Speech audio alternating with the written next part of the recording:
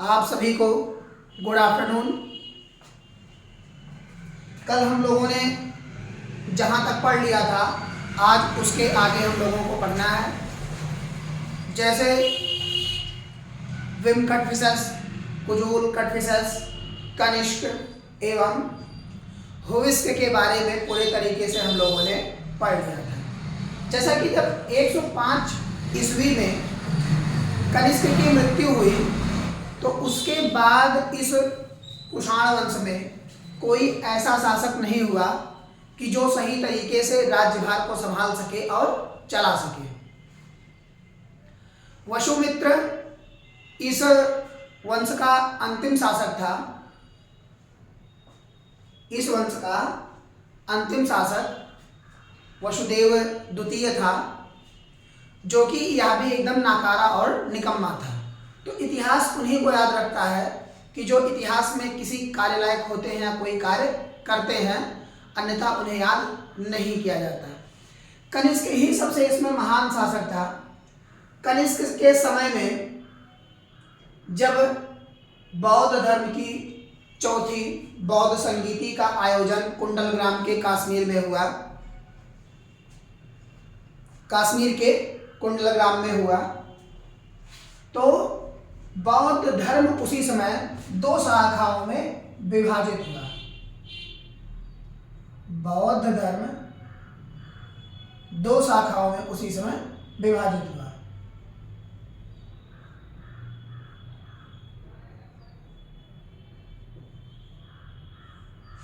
उसी समय विभाजित हुआ हीनयान तथा महायान।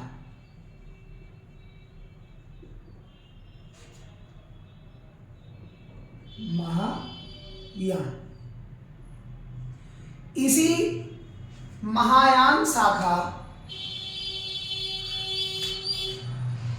का पालन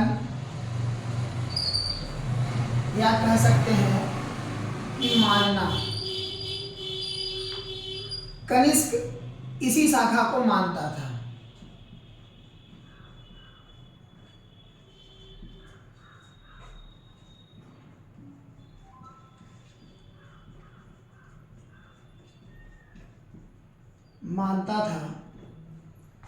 तथा संरक्षण प्रदान करता था। संरक्षण प्रदान करता था। संरक्षण प्रदान करता था। लेकिन इसी में हीनयान जो शाखा थी, उस हीनयान शाखा के लोग क्या किए कि आगे चल करके यह एक साधारण शाखा के रूप में रहे। साधारण शाखा के रूप में रहे तथा सोने की चेन ये लोग धारण करने लगे। मांस, मदिरा का सेवन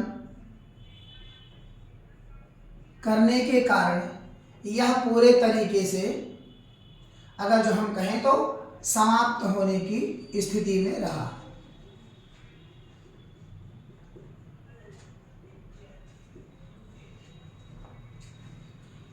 समाप्त होने की स्थिति में रहा और यह शाखा आगे बढ़ता हुआ चला गया। ठीक है, बढ़ता हुआ चला गया, जिस कारण से कनिष्क ने इसे संरक्षण दिया और संरक्षण देने के बाद यह पूरे तरीके से और विकासशील हुआ। इसी समय कनिष्क के समय में ही गांधार शैली,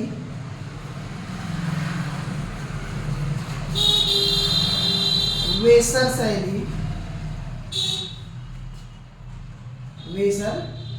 शैली, तथा मथुरा शैली का पूरे तरीके से विकास हुआ।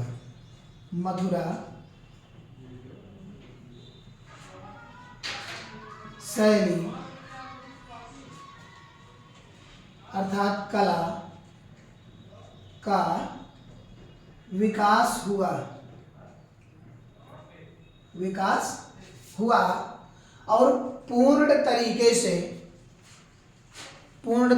से सभी को जानकारी प्राप्त होगा। ठीक है। अब हम इसके आगे कनिष्क के साम्राज्य में, यानी कि अगर हम कहें उसके दरबार में कुछ विद्वान रहते थे, उन विद्वानों के बारे में हम लोग पढ़ लेते हैं एक एक करके, ठीक है। तो यहाँ तक आप सभी के समझ में आ गया होगा, यहाँ तक तो कोई दिक्कत नहीं होगी।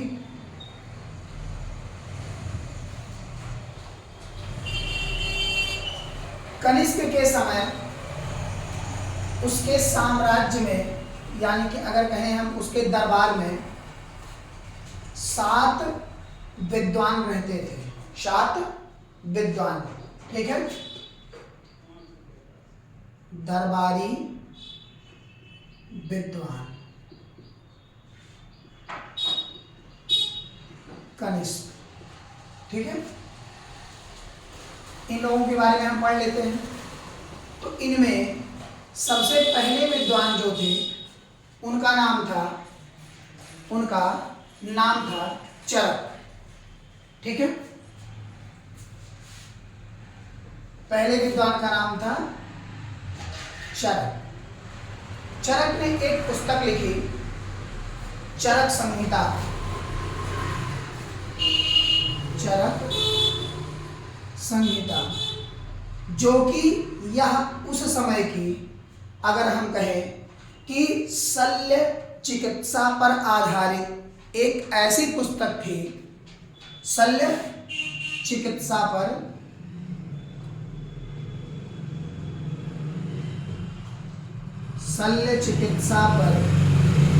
आधारित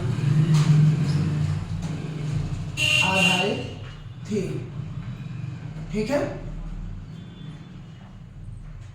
अनेक प्रकार के रोग दोष जो कुछ भी उस समय होते थे, अगर हम कहें कि इन्हीं के ही चरक के कारण से ही सबसे ज़्यादा कमाई जो कनिष्क की होती थी वह होता था रोगों के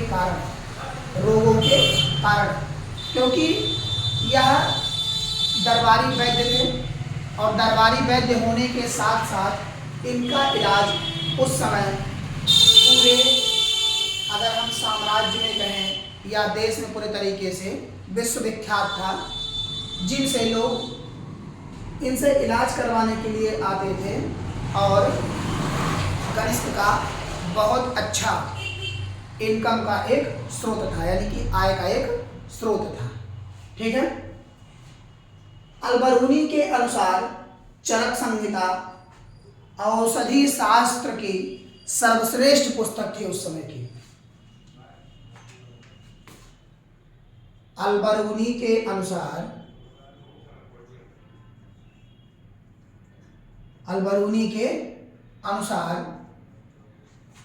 चरक संहिता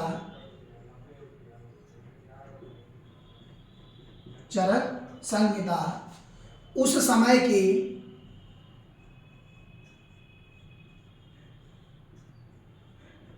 औषधि शास्त्र की सबसे श्रेष्ठ पुस्तक थी, सबसे श्रेष्ठ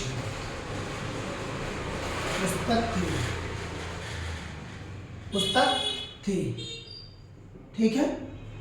यहाँ तक आप सभी को क्लियर हो गया होगा। तो उस समय की चरक संहिता सबसे अनोखी यानी कि विशिष्ट पुस्तक थी। भारतीय चिकित्सा शास्त्र का विश्वकोश, भारतीय चिकित्सा शास्त्र का विश्वकोश शल्य चिकित्सा कहा जाता था उस समय। तो विश्वकोश के रूप में इस समय चरक संहिता इनका कार्य करती थी। तो यहाँ तक आप सभी को क्लियर हुआ। अगले जो थे वह थे नागार्जुन, जिन्होंने शून्यवाद को दिया।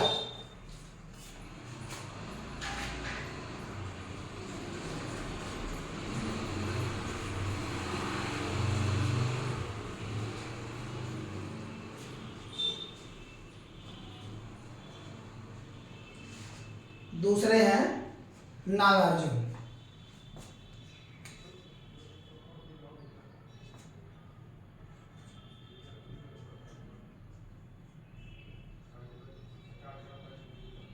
नागार्जुन, ठीक।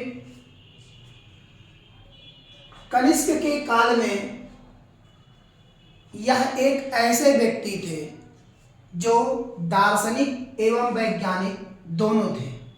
दार्शनिक एवं वैज्ञानिक दोनों थे। इन्होंने माध्यमिका सूत्र नामक एक पुस्तक लिखी थी, ठीक है, जो कि सापेक्षता के सिद्धांत पर पूरे तरीके से यह आधारित था। सापेक्षता के सिद्धांत पर यह पूरे तरीके से आधारित था, ठीक है। तथा इन्हें भारत का मार्टिन लूथर की संज्ञा दी गई। मार्टिन लूथर की संज्ञा दी गई, ठीक है। तो इन्हें साहित्यकार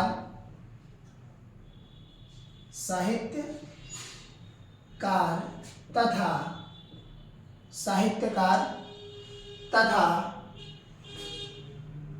दार्शनिक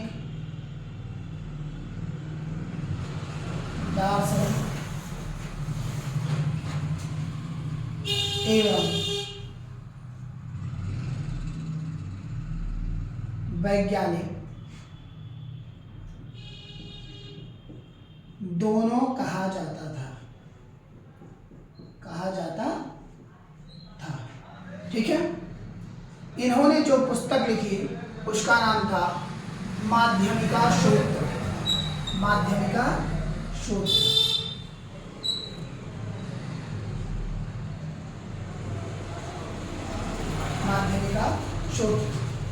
यह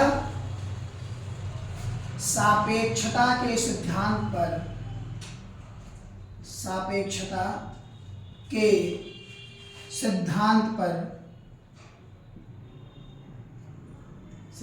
पर आधारित था, ठीक है। नागार्जुन महायान शाखा से संबंधित थे।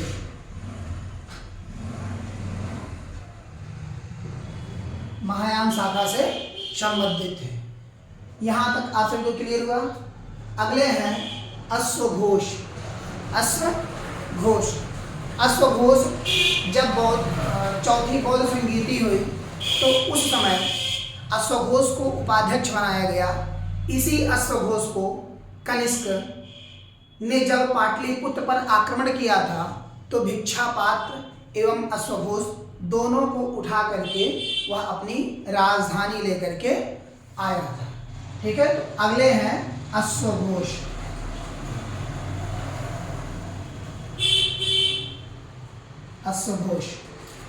चौथी बौद्ध संगीति के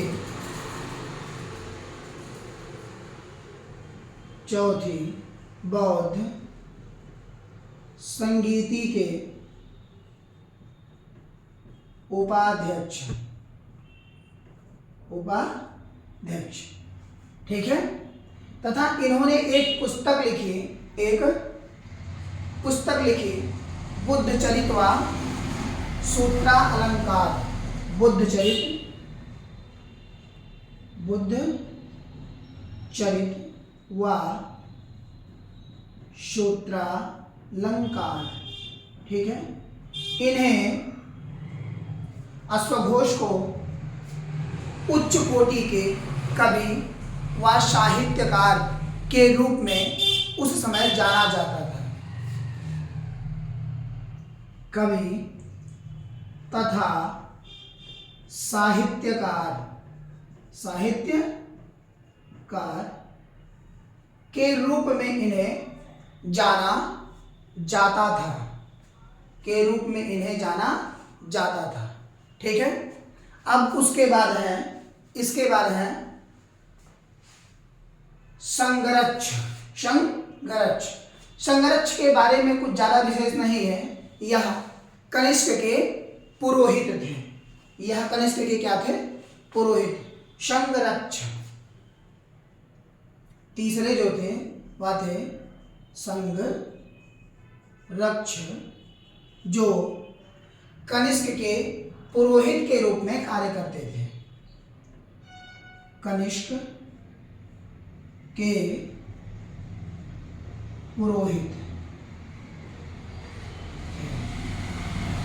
ठीक है, यह कनिष्क के पुरोहित थे। ठीक। चौथे हैं मात्रचेट।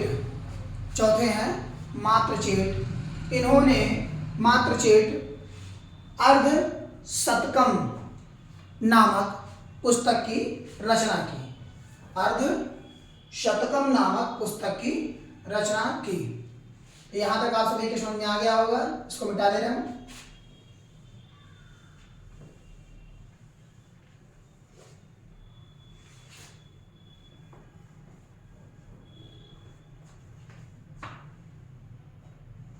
मात्रचेट ये दूसरे हैं आपके। तीसरे यहाँ है संरक्षक, संरक्षक कनिष्क के पुरोहित, पुरोहित, ठीक है। चौथे हैं मात्रचेट, मात्रचेट। मात्रचेट का कुछ विशेष कार्य नहीं था। इन्होंने सिर्फ अर्ध शतकम नामक एक पुस्तक की रचना की। अर्ध शतकम नामक पुस्तक की रचना की, जो कि एग्जाम में पूछा गया है। अर्ध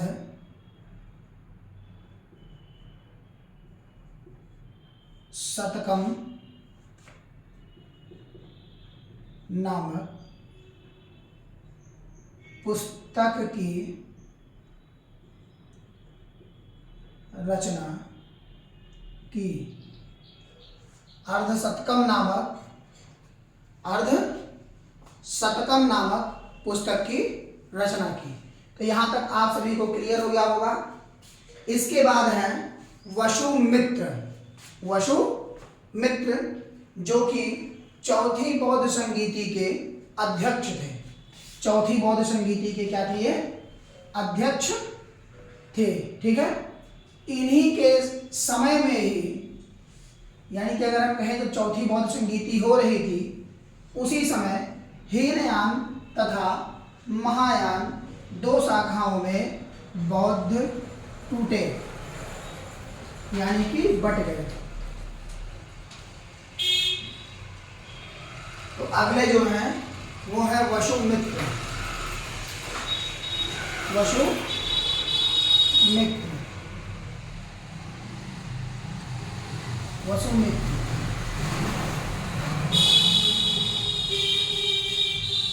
चौथी बौद्ध संगीति के, बौद्ध संगीति के अध्यक्ष, चौथी बौद्ध संगीति के अध्यक्ष। ठीक है। इन्होंने महाविभाषा शास्त्र और महाविभाषा शास्त्र के साथ साथ महाविभाष्य शास्त्र, दो पुस्तकों की रचना की उसी चौथी बौद्ध संगीति के अंतर्गत। ठीक है। तो महाविभाषा शास्त्र, महाविभाषा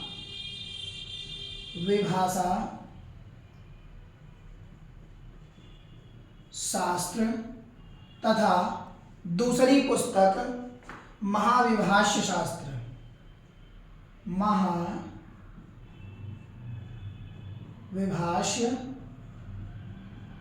शास्त्र, महाविभाष्य शास्त्र। ठीक है। महाविभाष्य शास्त्र को बौद्ध धर्म का विश्वकोश कहा जाता है। ठीक है। इसको बौद्ध धर्म का, बौद्ध धर्म का विश्वकोश कहा जाता है। विश्वकोश कहा जाता है। ठीक। इसके अंतिम एजीशिलालोश, एजीशिलालोश जो अंतिम थे वो हैं एजीशिलालोश, एजीशिलालोश।